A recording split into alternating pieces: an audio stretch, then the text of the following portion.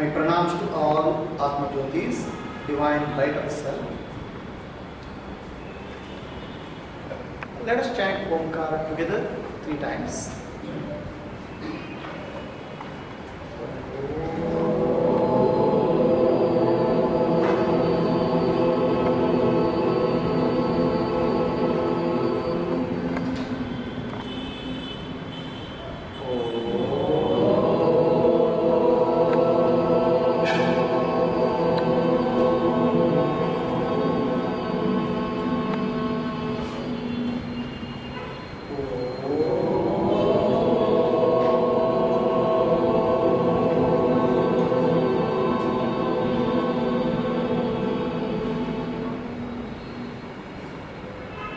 Today we have the topic spirituality in day-to-day life. My question is, can there be spirituality other than day-to-day life? This question comes to me. This question I have been asked many times by many people. How do you live a spiritual life in your day-to-day activity? Many of us are busy as executives. We have to do some work to make our living. Nowadays, the work has become so intense in the competitive world that you have to work practically 7 days a week. The work starts in India, and we start working towards the timings of the other countries. So practically most of the time you are engaged in one activity or the other.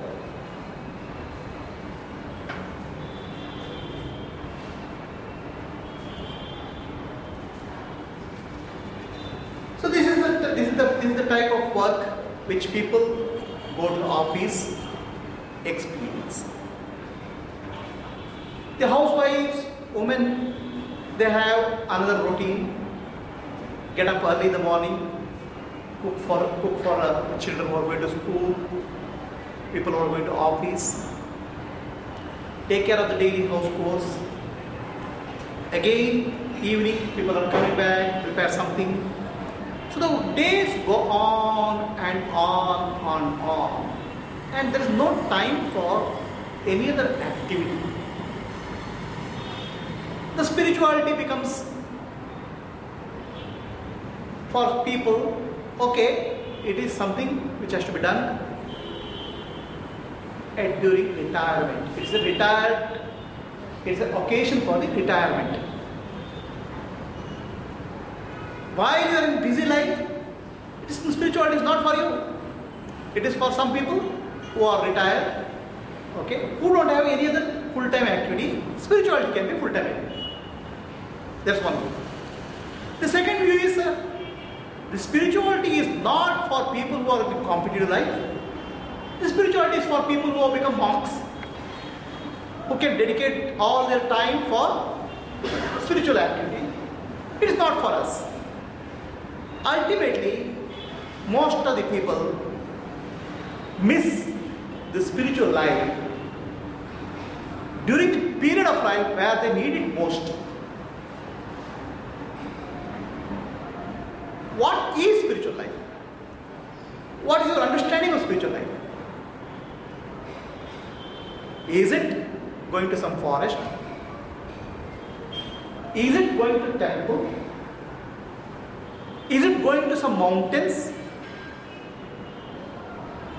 Is it becoming a monk? Is it growing a beard?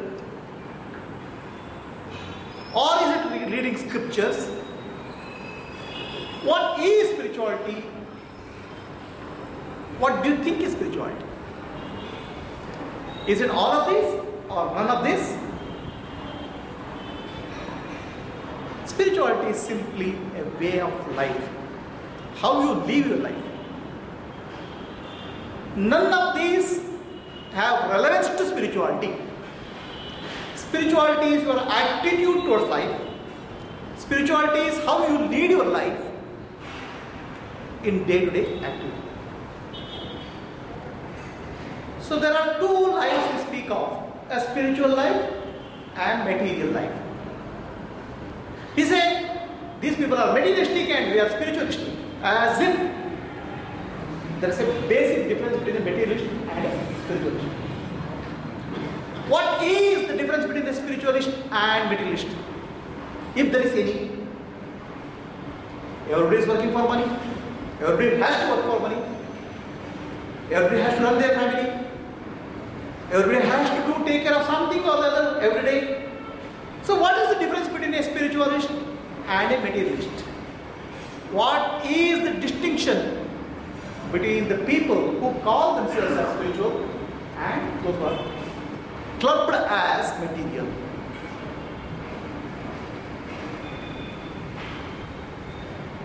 One day, I asked one psychologist, one brain surgeon, what is the relationship between the brain and the mind? What is the relationship between the brain and the mind? So that person said, as per the modern day understanding of science, the mind is the byproduct of the brain. Okay? Mind is the byproduct of brain. So my understanding till that point of was, mind uses the brain the other way. Mind is a subtle force which uses the brain. But according to his understanding of science, his understanding of, he is a well-known person in the field of neurology. He says mind is a byproduct of the brain. What is the original and what is the byproduct? The brain is nothing but matter. That's why it's called grey matter. Right? What you call as brain is a grey matter. The mind, which is a sign of sentience, sign of life force, is it born out of the brain or the mind uses the brain? This is the distinction between a person who is deeply spiritual and who is material. The consciousness, according to a person who is spiritual, is the primary aspect from which the matter is derived or matter is used. It is the consciousness which animates the mind, which animates the body and which is responsible for action. The conscious force which acts in the world. Conscious force is responsible for the creation, sustenance and destruction. Whereas a person who believes in materialism believes that the mind and the consciousness are byproduct of the matter. So these people look at life in a very, very different angle. A deeply spiritual person gives the primacy to consciousness. A deeply materialistic person gives the primacy to the matter. It is the consciousness which animates, creates the mind and animates the body and runs the world. This is the spiritual truth. Whereas many people who are deeply materialistic in nature do not give primacy to consciousness, they give primacy to the matter. These are the different viewpoints. How does these different viewpoints affect us? Does it matter what is primary and what is secondary? And how does it matter? How does it affect our life, day-to-day life? So this is the key question of spirituality in day-to-day life. If everything is matter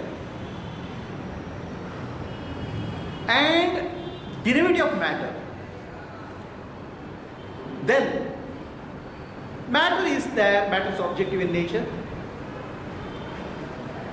You can freely exploit the matter for your enjoyment. After all, it's matter. Whatever you want to do in the world, you can do, because it is material nature. You look at the existence as more matter, an object for your gratification, for your enjoyment. On the other hand, if you look at the existence, whatever you see, matter, as a byproduct of consciousness. Consciousness is primary. It is the consciousness which animates the matter. Consciousness is not derived from matter, but consciousness is the primary thing. It is the consciousness which is present in all beings. Then a different kind of respect and reverence for life will arise, because consciousness is the primary substance with which you are made up of, which everything is made up of. Looking at life from the consciousness perspective, living your life with that perspective is what you call spiritual life. How that life will be, how different that life will be compared to a material life. The material life, the matter, when you are after matter, no matter how hard you try, no matter whatever effort you put, still leaves a dissatisfaction deep within. All your endeavors, all your efforts in life, whatever you do in life, is only with one purpose. That purpose is to achieve peace and happiness. Peace and happiness. If peace and happiness are byproduct of matter, somewhere you get it. The peace and happiness are not byproduct of matter. Peace and happiness are of the nature of consciousness. No matter how hard you try, you will not get peace and happiness in the matter. So, if you treat life as matter, the life will become a constant struggle to get something which it doesn't exist. Somebody is studying hard. Why are you studying hard? I want to get good marks. What will happen if you get good marks? I feel happy. So he gets good marks. Now his face glows for some time. Again the light goes out of the face. Why? I am trying for a job, a good job. What will happen if you get a good job? I feel happy. He gets a good job. Again the light goes off, because he is now searching for a girl. He marries a girl. Then the search begins for more salary, higher performance, greater achievement in life. And why? Why all this? The chain of actions what we do is only for the sake of happiness, searching for happiness. Happiness we associate with the achievements. Happiness we associate with the gains. I brought a vehicle, I brought a bungalow, I brought this, I brought that. Happiness we associate with the accumulation of matter. Happiness we associate with the achievements in the material world. In reality, none of these are stable, none of these give stable happiness, because happiness is not there in any of this. Doesn't mean that somebody should become idle. Doesn't mean that we should not work. Doesn't mean that she should not get married. Okay? The looking for happiness is in the wrong direction in the material nature. It doesn't happen. Happiness is your inherent quality. Happiness is your own nature.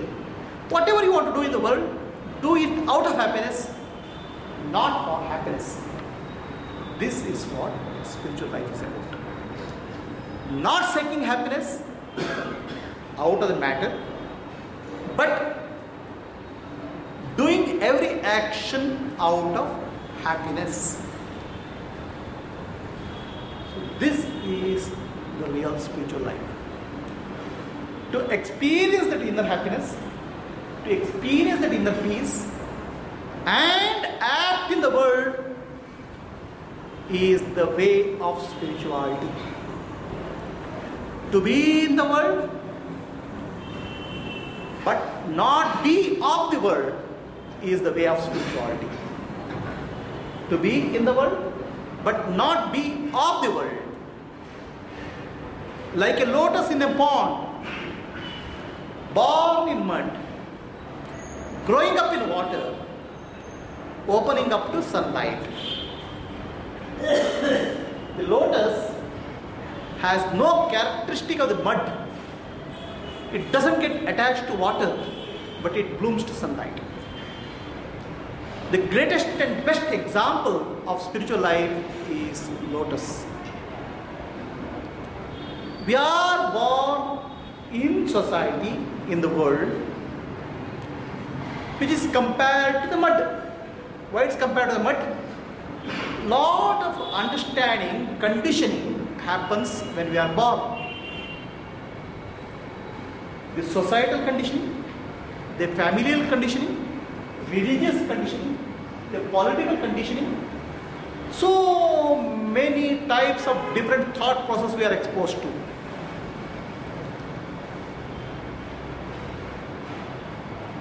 We grow up in that environment. We interact with the world for different purposes, whether it's office, house, whatever purpose. That is compared to water. With so many ideas floating around, many of the ideas you absorb and become a part, those ideas become a part of you unquestioningly, without questioning.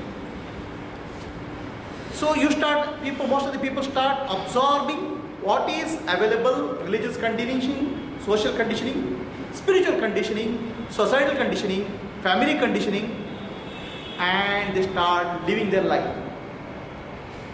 This is actually example of a mud.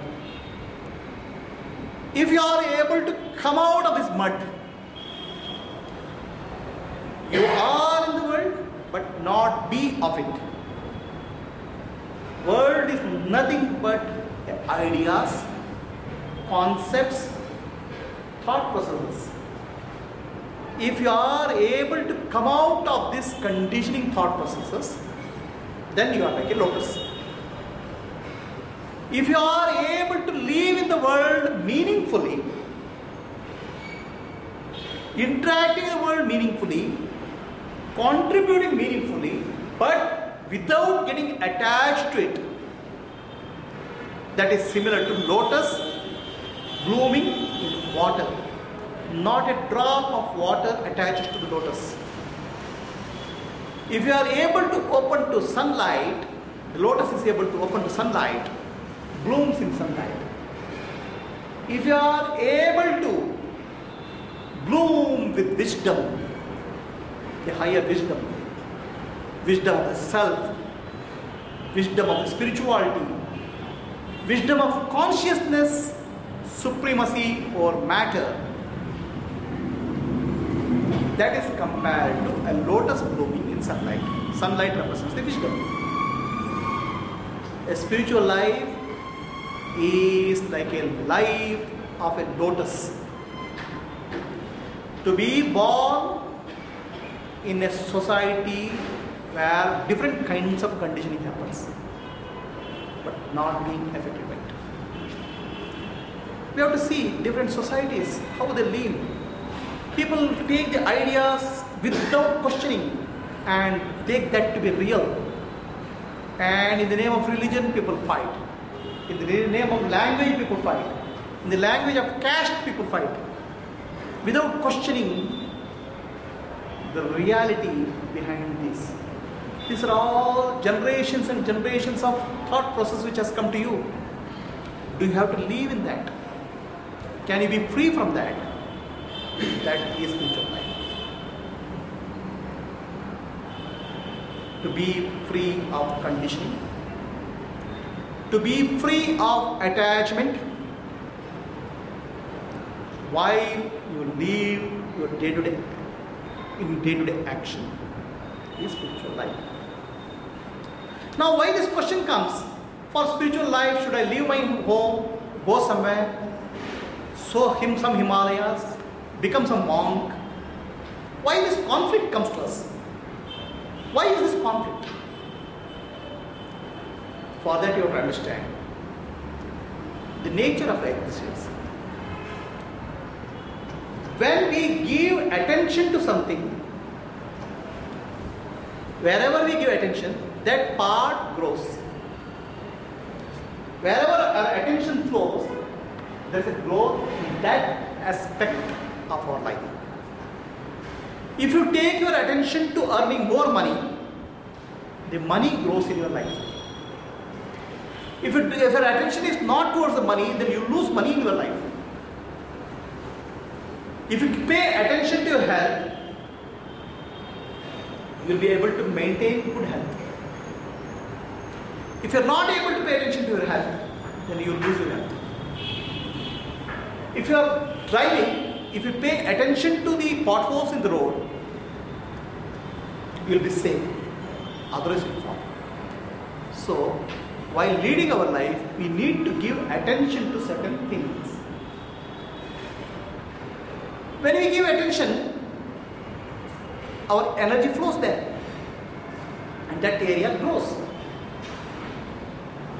Definitely we need to give attention to many things in life. We need to give attention to money, we need to give attention to vehicles, we need to give attention to relationships, we need to give attention to family. Various aspects of our life you have to give attention. If you don't give attention, that aspect will go from your life. When the husband comes from the office, just give your attention to TV for some time and see what happens in your life. When it is birthday of the wife, okay,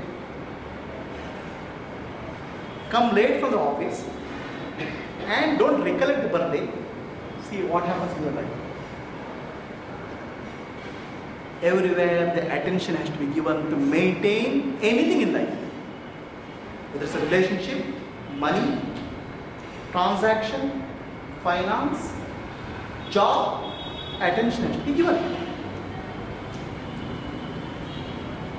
Now the question is, no doubt you have to give attention. But what you give attention, will it give real happiness to you? Are you getting return on investment? You are doing some attention, which is attention is your investment actually in life. Are you getting return for that? What is the return you are looking for? If you are looking for happiness, for the amount of attention you are devoted to any of this, you will not get happiness. Because happiness is not in any of this. Then, where is the happiness? Happiness is in you. Happiness is you. Are you able to give enough attention to yourself in spirituality? You are able to give attention to everything, but are you able to give enough attention to your own self? Is spiritual life. What do you mean by giving attention to your own self? What is your self? Is it the body which is yourself? Is it the mind which is yourself? Is it the intellect which is yourself? Or is it yourself which is beyond this body, mind and intellect? How can you give attention to yourself so that you find that peace and happiness which is your own nature? That's spiritual life. For that, obviously, we have to draw attention from somewhere else and take it back inside. Because everywhere, everybody demands your attention. Please tell me who doesn't demand your attention? Your child, your father, your mother, your husband, your wife, everybody wants attention. Yourself also wants your attention. Your own true self also wants your attention. You need to give that attention to your true self. How can you give that? How can you do that in a demanding 24 hours day routine? Is it possible? If I am able to give attention there, my attention on myself goes, because nature of attention is you can give attention to only one thing. You cannot give attention to two. How can you be giving attention to yourself at the same time interacting meaningfully in the world is spiritual life? Because if you don't give attention, whichever area you don't give attention, there's a negligence. That part of you is not available to you. It disappears in your life. Are you giving enough attention to yourself? And if you are, how are you giving it? Can you do it in your day-to-day interaction? Every single moment of your life, can you give attention to yourself at the same time interacting with the world? Is this possible? And if it is possible, how it is possible?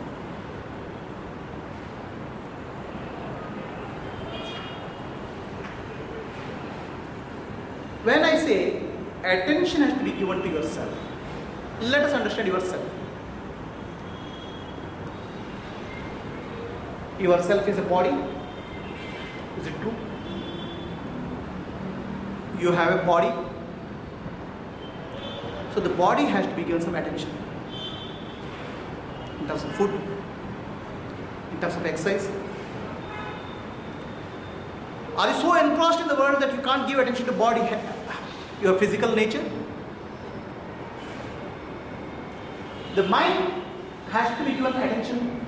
You have to pay attention to the mind. What's happening in the mind? How do you do that? By the process of meditation. You have to give attention to your emotions. The noble emotions have to come in you. Noble emotions have to surface. That is the process of devotion. When you act in the world, act in such a way that the world, nothing in the world affects you. You are efficient in action, but nothing affects you. That's action, that's karma yoga. The karma yoga, the bhakti yoga, and bringing attention to ignorance in you is called jnana yoga. So, for doing this yoga, do we have to go somewhere, or can we integrate it with our own day-to-day life? And if we can integrate, how we can do that? There is a story, beautiful story in Mahabharata. There was a rishi called Kaushika who was meditating for many years, 12 years to be precise. One day when he was meditating, there was a crow which dropped excreta on his head. He got angry, looked at the crow, and the crow got burnt. He was very happy how powerful I have become because of my meditation practices. The other day, he goes for food. They used to go for begging, food, alms. He stands in front of a house and says, Bhavati Bhikshandehi, give me food. The lady of the house takes some time for coming out. And this person gets angry and looks at her.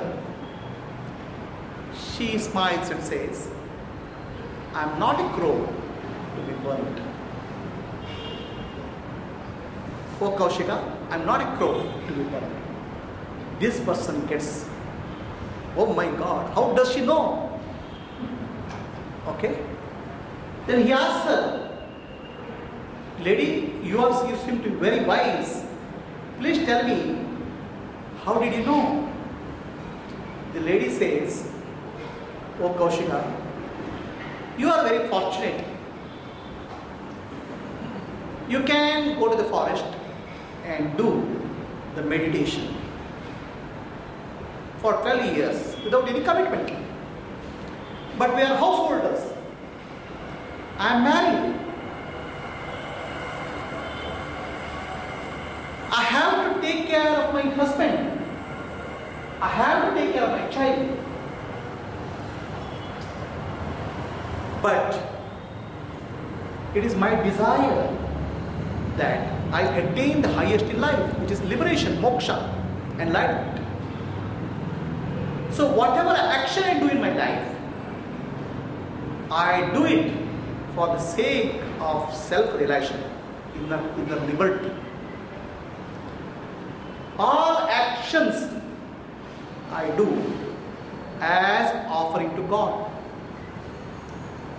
When I take care of the child, when I take care of my husband, when I take care of my day-to-day chorus,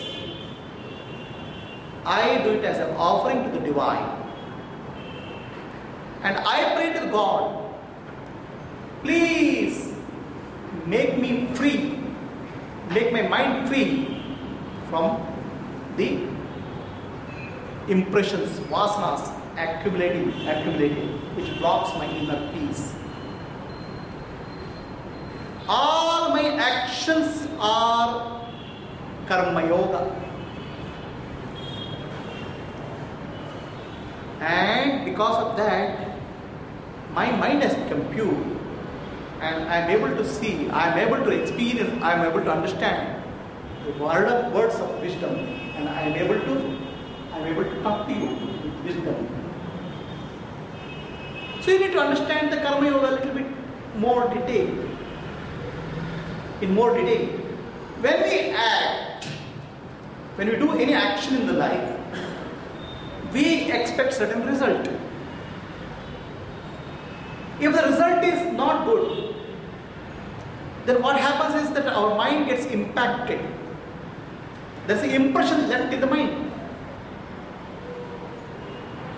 When you act, when you do something, there's always a result, a positive or negative. Negative results leaves impression in the mind, gives a bad experience, while positive result leaves a good impression. Whether it's positive or negative result, there's an accumulation in the mind, and this is called impression, vasana. Now this vasana or impression is what drives your life. Over a period of time, gradually you become a robot, a machine, driven by these impressions, a programs called vasanas.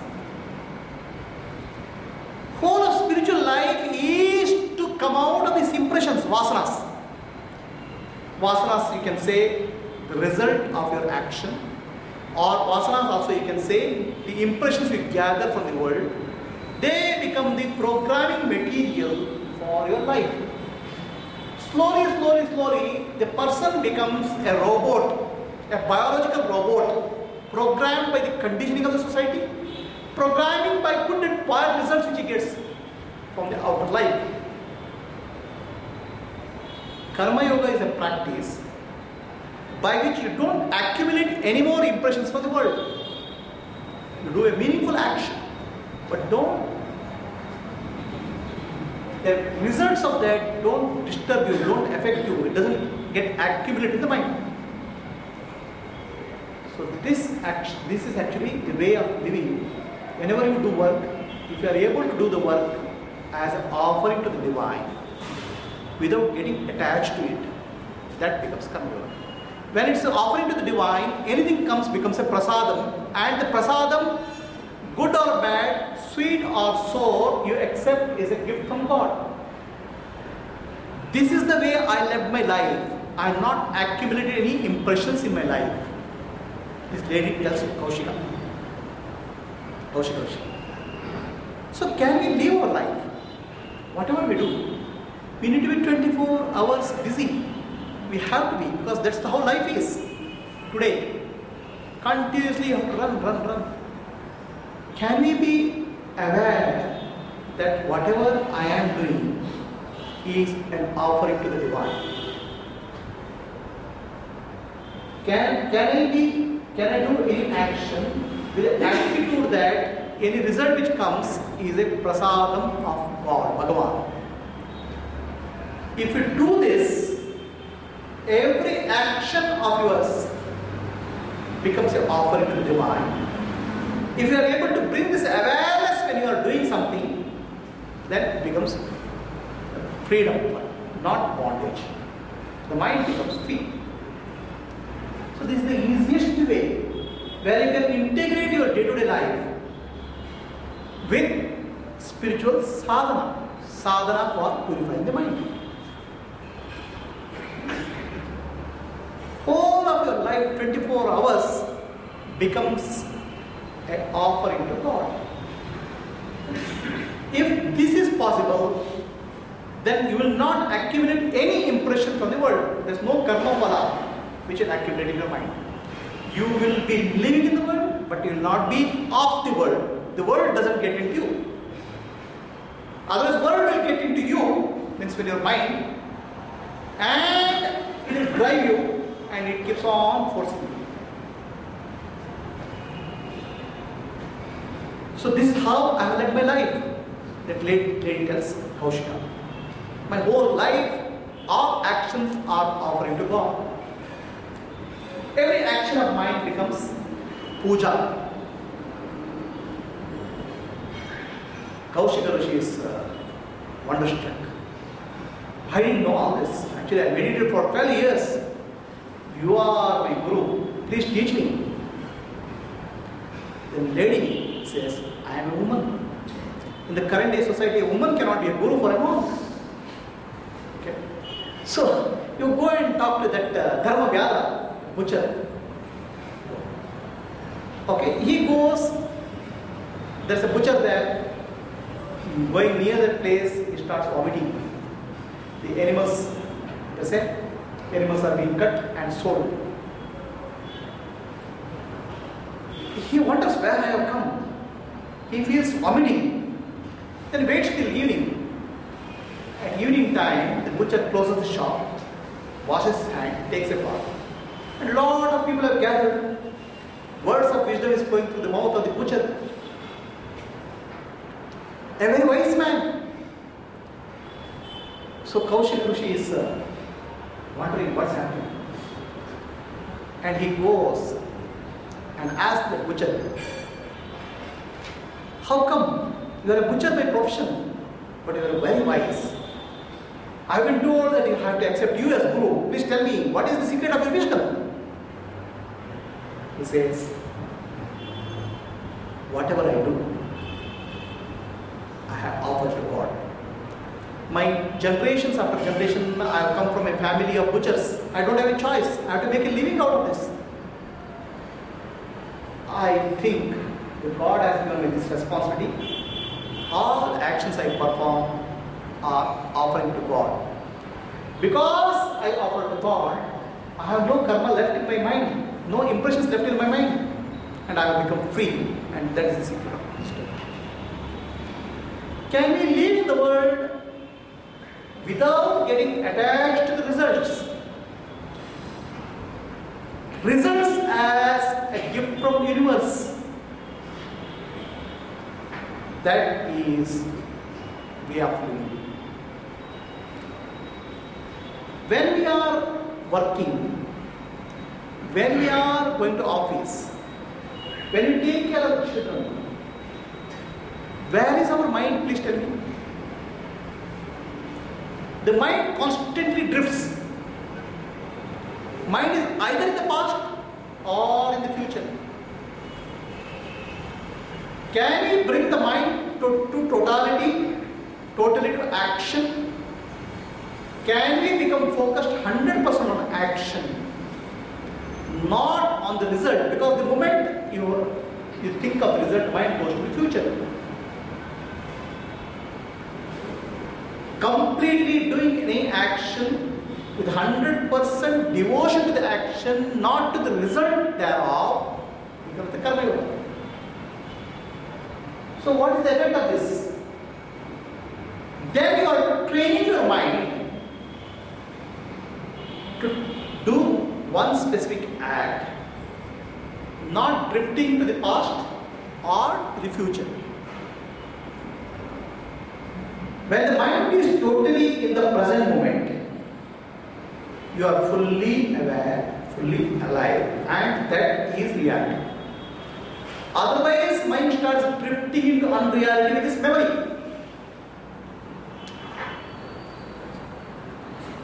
Okay.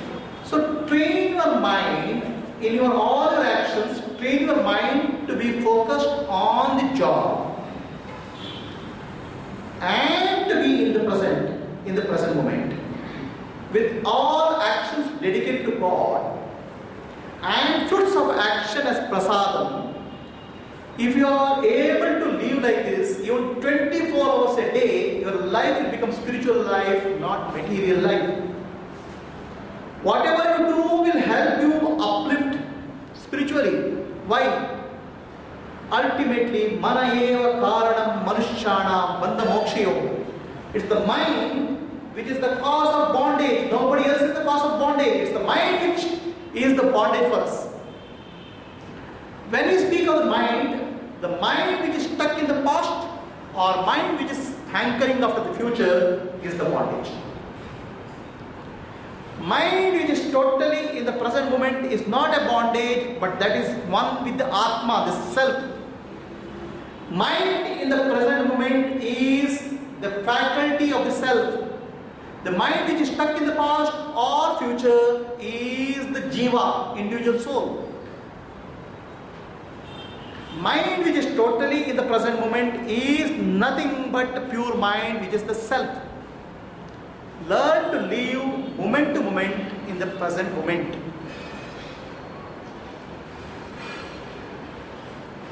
Normally, our mind keeps on worrying about what happened in the past, regrets this should not have happened to me, or hopes of future, this will happen in the future.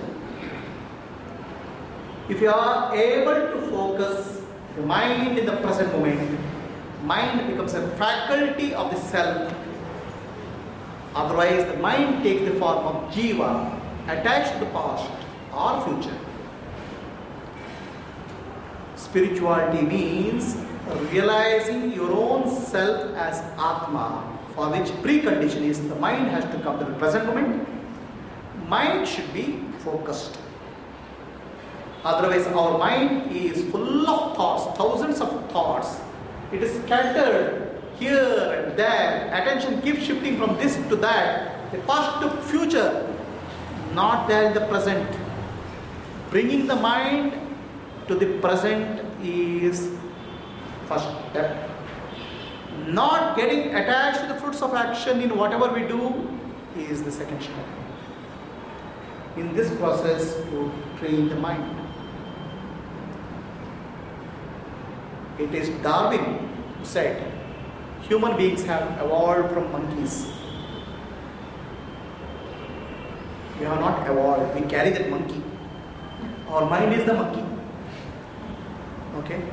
That monkey is always with you. That mind, which is a monkey, which keeps on drifting. Teach the art of concentration and focus in the present moment is spiritual practice. This you can do, integrate in any aspect of your life, whatever you do. Wash your clothes, go to office, drive your car, work on a software, talk to the customer. If you are able to bring the mind to the present moment and focus, you are on the path of spiritual life. Why that is important? Why that is important? Because the mind, scattered mind, cannot pay attention to where it is required. I told you, attention brings wherever you give attention, that grows. Wherever you give the attention, that aspect of your life grows. You have to give attention to yourself. For that, you have to remove attention from unwanted things, thousands of things. Focus on one thing. Help the mind to learn the art of focusing and take back that attention to yourself. From thousand things to one thing to the inner self. From many thoughts to one thought to the awareness, the self-awareness. This is the journey. Withdraw from multiple things, learn how to focus, bring it back to the inner self. So that's why Patanjali Yoga Sutra lists 8 steps of yoga. Yama, Niyama, Asana, Pranayama, Pratyahara, Dharana, Dhyana, Samadhi. Yama, Niyama refers to do various aspects of what to do in life, what not to do in life. Asana, Pranayama, Pratyahara refers to various yogic practices. Dharana, Dhyana, Samadhi refers to attaining of supreme bliss when you are able to take your mind to the source. To take the mind to the source, which is your consciousness, the mind which is distracted by many things has to be taught how to focus. Then take it inwards. So this art of learning focusing you can do in any aspect of your life. That's why Karma Yoga. Whenever you do anything, do it with the awareness. Walking with awareness, talking with awareness, drinking with awareness, working with awareness. Bring awareness to whatever you do. The beauty of awareness is awareness can be brought to anything which you do. Awareness doesn't conflict with what you do. For example, when you drink water, you cannot eat food because they are two different actions. But you can be aware when you are drinking water and you can be aware when you are eating food. Awareness doesn't conflict with anything in life. Can you grow your awareness whenever you do something in life? That has associated the attention for the memory. Because the mind is scattered, okay, you are drifting into various aspects. A focused mind, become aware of that. When the mind drifts, bring back the mind. So teach the mind how to focus. By practicing Karma Yoga, drop all the impressions which are accumulating, stop all the impressions further accumulating. By singing bhajans, devotions, what is already accumulated, drop it. The emotions are nothing but accumulation which has happened because of your interaction in the world. You can drop those accumulations only with devotion. When you sing bhajan beautifully, the mind becomes purified. The impressions get dropped. Karma Yoga, Bhakti Yoga. Now you bring your awareness to your mind. When you meditate, you can become aware of breath, or you can become aware of the thought process. You are taking attention from outside and bringing it to your mental activity. When you do that, gradually you become more and more aware of what is within you.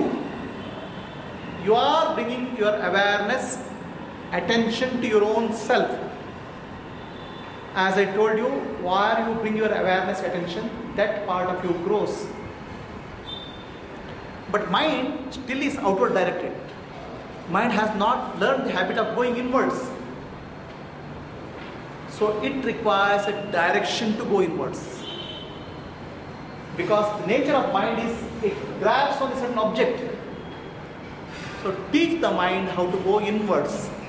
From 1,000 thought to one thought. That one thought can be a mantra, one thought can be a breath observation, and from one thought to no thought.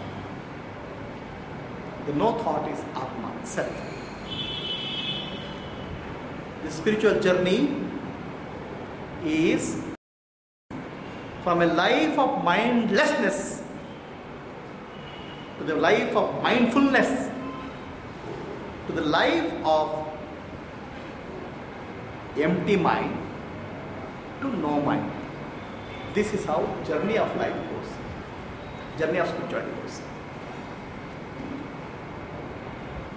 Mindless means when you are doing something, the mind is somewhere and body is somewhere. You are not present. That's why somebody is called absent-minded. Because he is there, physically there, but mind is somewhere. Bring mind and body to one place, one point, while action. It's called mindfulness. Otherwise, the mind keeps on drifting, it's mindlessness. The spiritual life is from mindlessness to mindfulness. Then, the mind, which is actually full of thoughts, in mindlessness, there are a lot of thoughts. Mindfulness, there is a single thought. Empty your mind, empty of all the impressions, vasanas, through the prayer, the bhajans, and the meditation practice. The content of the mind gets dropped. Mindlessness to the mindfulness to empty mind. And finally, you have to attain a state of no mind. It is called enlightenment. Even after doing all these things, there will be still a sense of separation exists deep within. I am separate from existence. I am separate from God. That deep-rooted feeling doesn't drop. Unless you drop that feeling, I am separate from existence, separate from God. The seeds of your existence are there. Seeds of your birth and rebirth is still there. Finally, the mind which has become one-pointed, mind which has become silent, should be used to address the deep-rooted ignorance in us called avidya, which separates us from the existence.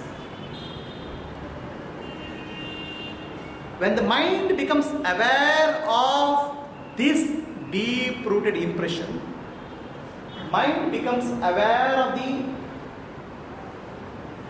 conditioning which has gone into the deep-rooted awareness, deep-rooted ignorance, the mind becomes free. That mind is called no mind. The no mind is enlightened mind. Mindlessness to the mindfulness, to the empty mind, to the no mind is spiritual journey. So this is not separate from your day-to-day living.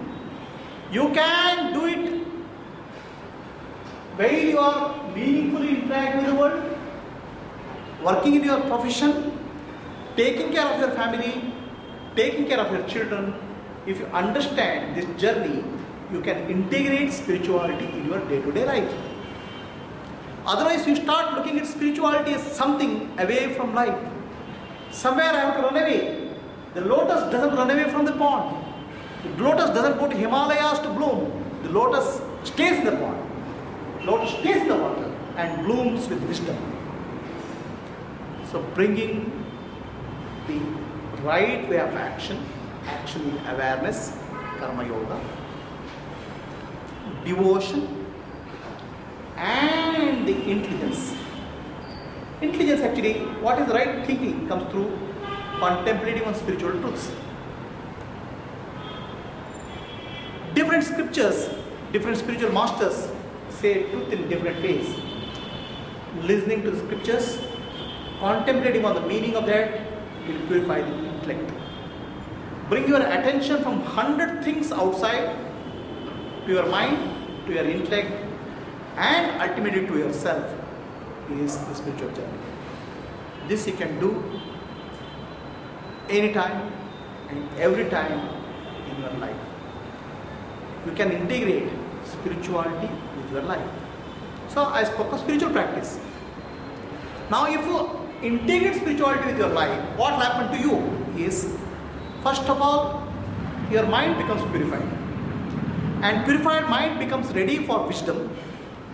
And when the wisdom moves, the deepest bliss, peace is experienced in life. You become the bliss, you become the peace, and you become the love, which you are already. But because of the nature of the mind, you could not recognize it. You start recognizing. You become embodiment of love, embodiment of peace, embodiment of wisdom. That's what I call as Atma Jyoti, the light of the self. You will realize that you are the light of the self. Your nature is peace. You are love. And you don't have to seek anything from the outer world for that. You can live and act in that love, peace, and wisdom. That is the realization which you can have. And this is spirituality in day-to-day life. You don't have to run away from life. Spirituality is life. Any questions? Yes. The story of Kaushika, that lady knows that she has got the... Yeah. So is it possible for a Karma Yogi to be more involved than a meditator? Karma Yogi to be more involved than a meditator? Yes. Yeah. See, the lady knows that the Kaushika burnt a crow. So now these are all what we call as siddhis. Siddhis are nothing but powers of the mind. Okay. Siddhis are a part of the spiritual journey, but not necessary for spiritual journey.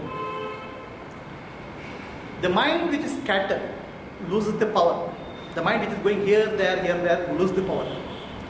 The mind which develops the concentration develops certain powers, because ultimately the world is nothing but the mind. These powers are called siddhis. So that lady developed siddhis because of her one-pointed dedication to Karma Yoga. And she was able to see. That doesn't mean that we have to develop that siddhi. It's only byproduct. It's not the main product. Whether somebody can develop through Karma Yoga or any of the yoga, siddhis, yes. But is it important? No. Why it is not important? Because it is not what you are seeking for. Siddhi is one of the another skills.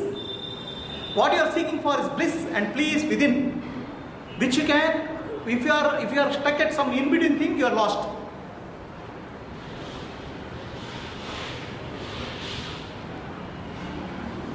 One more question. There are people like Shatavadanis, multitasking is the mode of today's world. Right. You are asking us to rest our mind at one point, to gain concentration for immersion. So what we say is multitasking is what is required in life. Okay? But you have to understand the nature of the mind. Mind is actually unitasking. Mind can do one task at a time. Multitasking is when you do one task, then switch over to other task, switch over to other task. At any point of time, you do only one task. The mind, as far as mind is concerned, I am doing one task. Okay? Now the question is, in that one task, is the mind concentrated or mind drifting? So even when you do multitasking, each task has to be given attention. Otherwise, mind will be always in the past or future. For example, A lady is taking care of doing work in the office, and she has to cater to the child in the home, and she has to cook in the house. So she has to do 3 tasks. Now while doing this work, the mind has to be focused on this work, not worrying about what happens at home, not worrying about what happens somewhere. The mind is drifting there. That concentration on one task at a time has to be developed. You are free to do multitasking, but each task has to be given attention without allowing the mind to drift. That doesn't happen. Mind is constantly shifting.